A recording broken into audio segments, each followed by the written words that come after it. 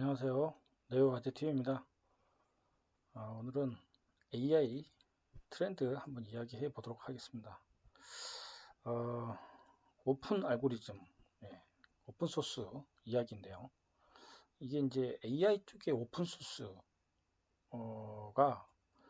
현재 어떻게 지금 이 현재 기술이 진행되고 트렌드가 어떻게 바뀌고 있는지, 그리고 이 AI 이 경제에서의 이 오픈 소스의 이 딜레마는 무엇인지, 이거에 대해서 한번 이야기해 보도록 하겠습니다.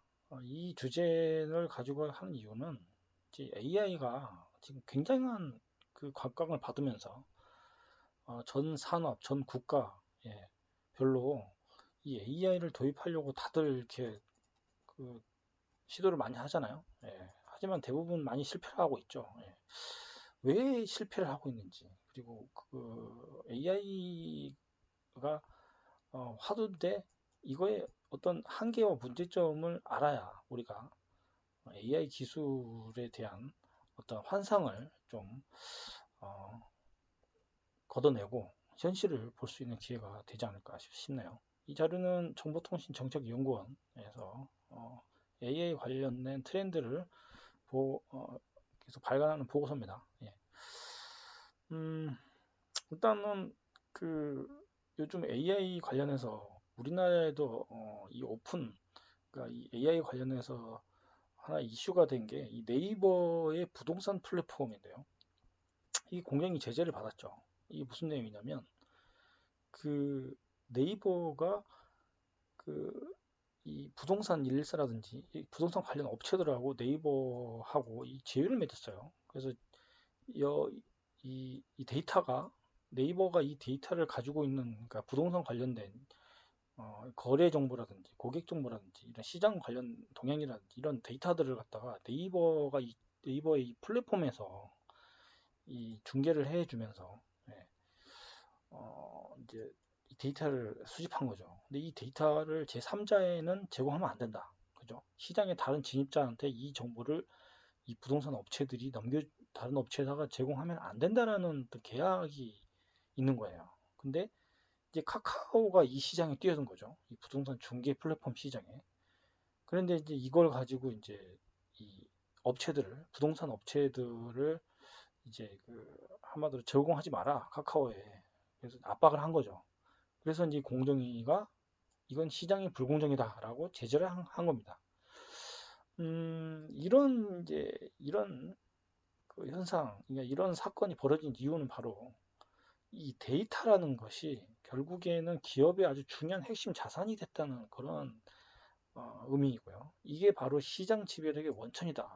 이렇기 때문에 네이버는 이러한 일을 하고 있는 거죠. 예. 그래서 결국에는 AI에서는요, 이 데이터가 핵심이라는 겁니다. 이 데이터가 있어야 AI를 학습시키고 뭔가 예측을 해내는 거죠. 예. 그래서 결국에는 이 앞으로 4차 산업에서는 이 AI에 그러니까 반드시 필요한 이 데이터가 이제 돈이 되는 시대가 된 거죠. 그리고 이 인공지능 이제 이 서비스를 활용하고 이 고도화하는데 필수적인 자원인 거거든요. 이게. 그래서 결국에는 이 데이터에 대한 사유화 이게 이제 그 현재 문제시 되고 있는 거고요. 이런 이제 인공지능을 개발하는 이 플랫폼을 만드는 이런 회사들이 최근에는 이 알고리즘을 개방을 하고 있어요. 그래서 그 개방 혁신이라고 해서 오픈 이노베이션 전략이라고 지금 이제 소개가 되고 있고, 이런 걸 한 이유는 바로 이 개방형 생태계를 통해서 시장을 빨리 선점하고 기술을 좀 더 발전시키기 위한 목적으로 하고 있고요. 결국에는 이 개방형 생태계를 통해서 이 데이터를 갖다가 이제 수집하려는 목적이 가장 큽니다. 예. 어, 그래서 이게 이제 이 데이터, 이게 이제 디지털 정보제라고 하는데요. 이런 데이터를 수집하고 기업들이 수집하고 활용하려고 지금 굉장히 혈안이 되어 있는 거는 바로 이 데이터가 AI 핵심 자산이기도 하지만 이거를 또 기업 입장에서는 굉장히 보호하려고 하는 목적이 있죠. 그거는 바로 이 데이터의 속성이 무한한 복제와 공유가 가능하다는 이 점입니다. 기존의 어떤 재화나 물질로 이루어진 이런 재화나 이런 뭐 토지라든지 땅이지 뭐 현금이라든지 이런 것들은 복제라는 게 안 되잖아요. 그죠? 이건 현실 세계에 있는 어떤 사물이기 때문이죠. 하지만 이 데이터는 우리가 눈에 보이지 않는 소프트웨어인 거죠. 소프트웨어. 이런 이런 자산들은요. 굉장히 그 복제가 쉽죠. 예. 그리고 공유가 아주 쉽습니다. 네트워크를 통해서도 순식간에 전파됩니다. 따라서 이 데이터들을 이러한 특성 때문에 결국 이 배타적인 활용을 통해서 이익을 극대화하려는 바로 이러한 동기들이 아주 큰 거죠. 예. 그렇기 때문에 기업들은 이러한 데이터를 공유하고 개방하기가 굉장히 어려운 거죠. 이게 결국은 자기들의 자산이자 어떤 경쟁력의 요소이기 때문이죠. 따라서 이걸 통해서 결국에는 이 부작용이 발생하고 있는 거죠. 그 네이버의 그 부동산 사태를 우리가 보면서 이런 부작용들이 현재 나타나고 있는 겁니다. 이런 것들을 이제 이 클로우즈 데이터라고 이렇게 표현을 합니다. 그래서 이게 이제 닫힌 데이터 생태계다. 이런 문제다라고 이제 이야기하는 거고요. 어, 결국은 이 AI에는 이 데이터가 이제 필수인데 이 학습용 데이터가 특히 필요하고요. 이걸 확보하고 이 품질을 갖다가 유지시켜야만이 AI 기술이 발전하는 거고요. 이거를 하기가 굉장히 어렵다는 거죠. 이 데이터를 결국에는 거대 기업들이 독점을 함으로써 이런 데이터들을 얻기가 힘들기 때문에 AI 기술을 발전시키기가 어려운 그런 일이 벌어지고 있는 겁니다. 어, 이런 데이터들의 지금 대부분의 확보 방식은요, 기업들의 확보 방식은 주로 이제 이런 고객 데이터를 활용한다거나 공공 데이터를 오픈된 이 공공 데이터를 가지고 이제 주로 사업에 활용하고 있는 실정이죠. 하지만 이 고객 데이터도 지금 클로즈된 데이터로 구하기 힘들고 이 공공 데이터 같은 경우에도 뭐 이게 사실 양질의 데이터가 아니기 때문에 어떤 정말 그 괜찮은 AI 서비스들을 만들어내기는 쉽지 않은 거죠. 그래서 이제 AI 이러한 기술과 이런 솔루션을 공급하는 이제 회사들이 이제 뭐 계속 생겨나고 있는데요. 이런 뭐 특허도 가지고 굉장히 많은 특허를 가지고 뭐 코스닥 시장에 등록된 주식 시장에도 등록된 이런 몇몇 기업들이 있습니다. 하지만 이런 기업들이 굉장히 어려움을 호소하고 있죠. 그거는 이제 기술 개발이나 이 사업화의 불확실성. 이 사업화의 불확실성이라는 게 바로 아까 말했던 이 데이터의 클로즈, 그죠? 고객 정보 데이터를 이거 굉장히 그 사유화해서 얻기가 힘든 거. 그다음에 품질이 낮은 이런 뭐 공공 데이터 이런 것들에 대한 것 때문에 사업화가 불확실하고요. 그다음에 이제 시장이 굉장히 적어요. 예. 특히 국내 시장은 뭐 내수가 작다 보니까 적고요. 그다음에 투자 유치도 굉장히 어려워요. 예. 왜냐하면 투자자들이 AI의 이 시장이 아직 확신을 가지지 못하고 있는 거고요. 뭐니 뭐니 해도 이 인력이 굉장히 부족한 거죠. 예. 그리고 더 큰 문제는 바로 이 데이터 확보 문제. 예. 그리고 이 데이터의 품질 문제입니다. 그래서 결국에는 어, 이런 이제 기존에 이미 넓은 기반의 어떤 고객을 갖추고 있는 이런 기업들은요, 이미 데이터를 활용하고 인공지능 기술을 적용하는 데 있어서 이미 우위를 가지고 있는 거죠. 예. 그렇기 때문에 이런 신생 작은 스타트업 기업들이 이 AI를 가지고 이런 네이버나 카카오나 아니면 심지어 구글, 아마존과 같은 이런 거대 기업과의 어떤 싸움에서 일단은 우위에서 밀려 있는 상황에서 이 AI 경쟁력을 갖기는 쉽지 않다. 예, 이런 얘기고요. 뭐 구글이나 페이스북 같은 이런 인공지능 기업들은요, 이미 이 문지기, 게이트키퍼라고 하는 어떤 웹사이트를 따로 운영을 하고 있어요. 이게 뭐냐면은 자기들 서비스를 들어오기 전에 한번 여기서 데이터를 수집을 하는 거죠. 예. 그래서 뭐 소비자의 어떤 특성 외에 예, 어떤 이력, 그죠?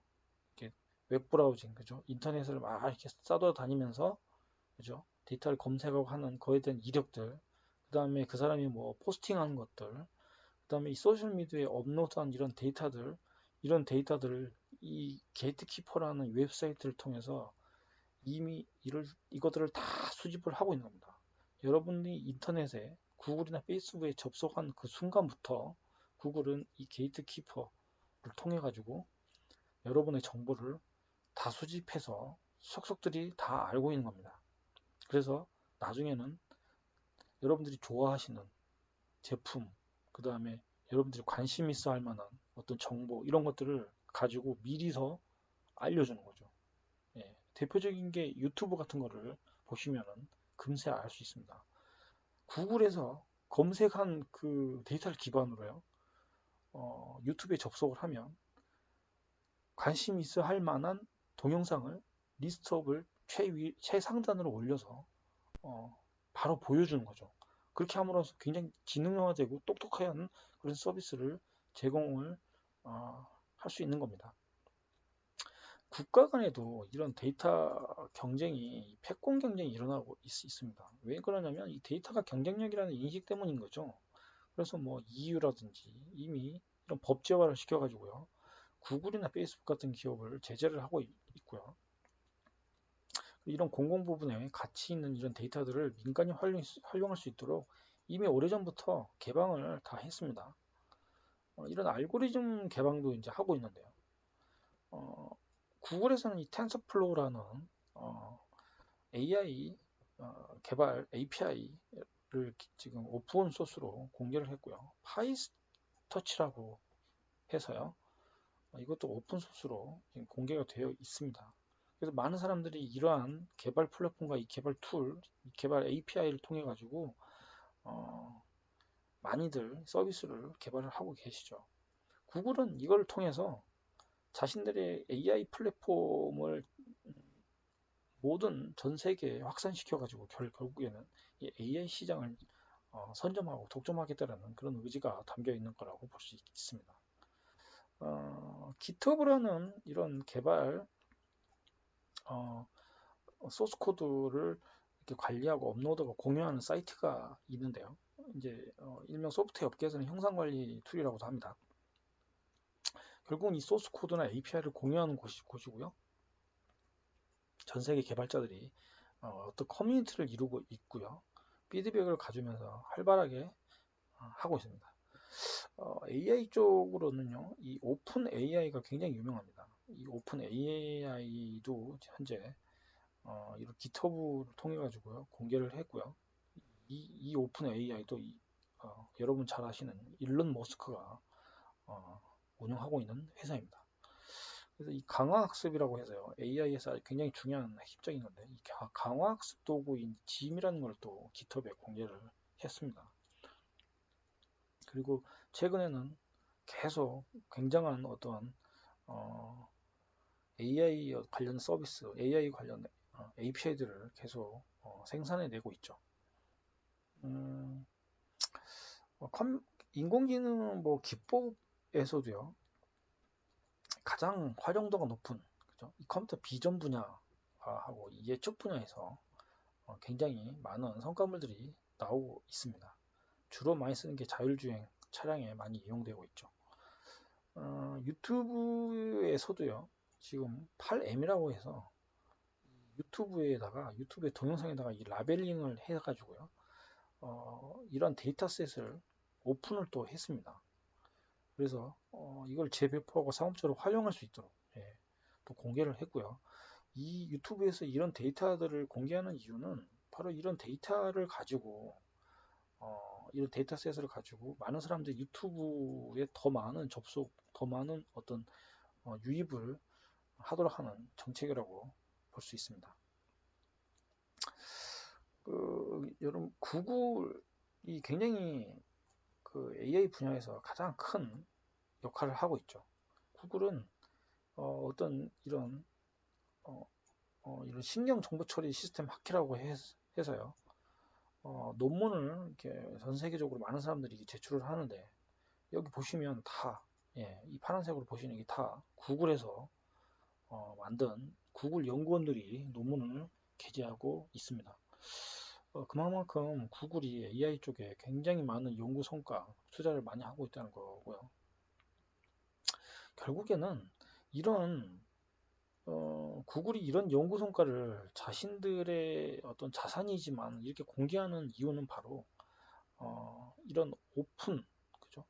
이 오픈 사이언스 때문이죠. 오픈 사이언스. 이게 이제 이런 인공지능의 알고리즘을 이런 개방을 통해 가지고요. 자신들의 명성을 갖다가 더 올리고요. 그 다음에 이런 관련된 서비스를 활성화시켜 가지고요. 더 많은 결국에는 장기적으로는 더 이윤 창출에 도움이 된다고 보기 때문인 거죠. 네. 결국엔 이런 생태계를 자신들이 선점하겠다는 거고요. 이런 생태계를 갖다가 선점을 하고 많은 사람들이 구글의 서비스, 구글의 AI 플랫폼을 가지고 개발을 하게 된다면 자기들의 어떤 서비스들이 더 활성화가 될 것이고 결국은 그 안에서 많은 데이터를 확보하게 될 것이고 결국에는 나중에는 더 많은 이윤을 창출할 수 있는 거이기 때문입니다. 결국엔 AI는 결국은 바로 이 데이터 이게 가장 큰 핵심 자산이기 때문인 거죠. 구글은 이걸 이미 알고 있는 겁니다. 클라우드 쪽에서도요. 아마존이라고 AWS라는 서비스가 있고요. 미국은 애저라는 서비스, 구글은 구글 클라우드라고 해서 이 3대 클라우드 회사들이 바로 이 클라우드도 점유하고 있고요. 이 클라우드 시장이 앞으로 더 커질 거고요. 결국에는 모든 개발자들은 이 클라우드를 통해서 개발을 많이 하게 되실 겁니다. 네. 그리고 다 이게 또 무료예요, 무료. 무료로 소프트웨어도 막 배포를 하고 있고요. 그 다음에 이제 이 구글 이런 AWS나 뭐 구글 클라우드나 처음에 접속했을 때는 일정 부분 무료로 사용하다가 나중에는 이제 그 사용한 만큼 유료를 통해서 또 수익을 창출을 하고 있는 겁니다. 대표적으로 오픈소스 기업으로는 그 레드햇이라고 하는 기업이 있는데요. 리눅스죠, 리눅스. 이 리눅스를 갖다가 이 무료로 어, 오픈을 했죠. 하지만 기업용 소프트웨어로 어, 리눅스를 이런 솔루션을 제공하고 있는 기업이 바로 이 레드햇입니다. 그래서 앞으로 갈수록 더 많은 기업들이 바로 그 리눅스 시스템을 이용을 하는 거죠. 그래서 레드햇은 더 많이 성장하고 있는 겁니다. 결국은 이런 무료로 배포를 하지만 결국은 기업들 무료로 배포를 통해서 이 시스템, 이 생태계가 확장이 되고 그리고 확장이 돼서 나중에는 많은 사람들이 이 시스템을 쓰게 되고 많은 기업들이 이 시스템을 쓰게 되면서 결국에는 거기에 대한 서비스 비용으로 수익을 올리고 있는 거죠. 그리고 이제 공개된 공개된 소스라든지 툴이라든지 이런 논문들은 서로 상호 비판을 통해서 검증이 되는 거거든요. 그래서 업계에서도 인정받은 이 결과물들이 결국에는 또 관심을 받으면서 다음 연구 방향을 또 제시하고 해서 계속 더 많이 발전하고 더 많은 그 발전을 하는 게 바로 이 오픈 생태계인 거죠. 예.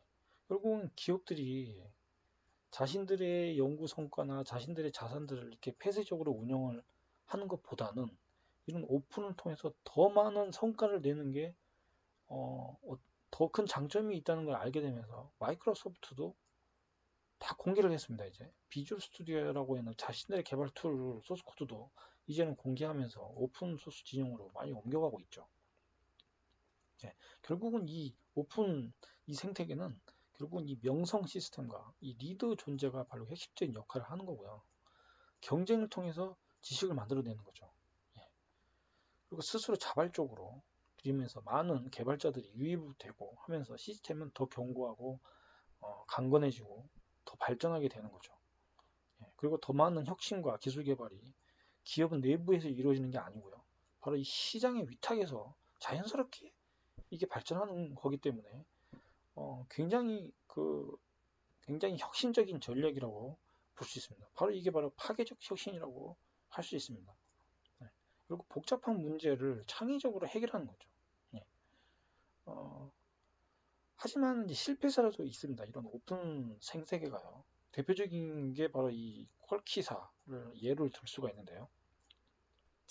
어, 이 퀄키사는요, 이 아이디어를 예, 어떤 일반인 사람들의 여러 사람들의 아이디어를 갖다가 이 클라우딩 소싱을 해가지고요, 이걸 기업에 연계를 시켜주는 중개상 역할을 했습니다. 처음에는 굉장한 혁신을 일으켰죠. 그래서 많은 사람들과 기업들이 서로 연계되면서 중개를 함으로써 아이디어를 어떤 자금이나 자본이 없는 이런 일반인들이 어, 사업을 일으킬 수도 있는 기회를 제공함으로써 굉장히 좋은 혁신적인 모델이 되었는데, 문제는 바로 한계가 봉착했습니다. 그게 바로 어떤 불특정 다수가 어떤 아이디어에 이게 다 참여하다 보니까 이게 결국에는 어떤 그냥 창의성은 좋은데 이게 세현실에는 잘 맞지 않는다거나 어떤 한계점을 드러낸 거죠. 그리고 또 한 가지는 어, 이게 이제 기업으로 이제 이게 연결이 되는 과정에서 기업이 어떤 이런 것들을 어떤 자신들이 원하는 기능이라든지 이런 것들을 뭔가 더 넣고 싶은데, 아니면 다른 방향으로 뭔가 하고 싶은데 이걸 강제할 수가 없는 거죠. 예. 이 많은 이 참여자들의 아이디어를 통해서 이제 이게 펀딩을 해가지고 이게 이제 어떤 개발을 하는 방식이기 때문에 이런 이제 이런 한계죠. 결국에는 파산했습니다. 예. 그래서 이런 커뮤니티를 통해서 창출되는 이 지식의 방향이 굉장히 혁신적이긴 하지만 기업 입장에서는 자신들의 어떤 직접적인 통제, 밑에 두기가 굉장히 어려운 거죠. 그래서 이런 부분에서는 한계가 있다.